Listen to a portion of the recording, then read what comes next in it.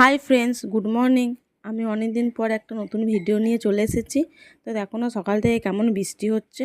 এই কদিন যা গরম ছিল, এই বৃষ্টিটা হয়ে বেশ ভালোই লাগছে। বৃষ্টি মানেই তো খিচুড়ি, কিন্তু হ্যাঁ, আমাদের বাড়িতে আজ খিচুড়ি হয়নি, হয়েছিল এই চিংড়ি মাছ। তো চিংড়ি মাছের সাইজগুলো খুব একটা বড় ছিল না, মিডিয়াম ছিল।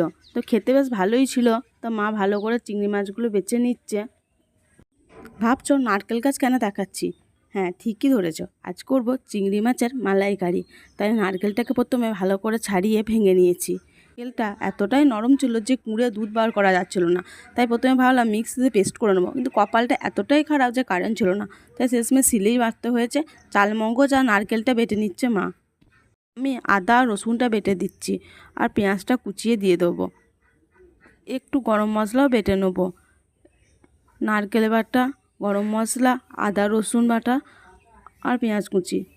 এবার প্রথমেতে কড়াইতে তেল দিয়ে চিংড়ি মাছগুলোকে লাল লাল করে ভেজে তুলে নেবো। আর আমি একটা মাছ খেয়ে দেখলাম কেমন লাগছে, বেশ ভালোই লাগছিলো ভাজা মাছ।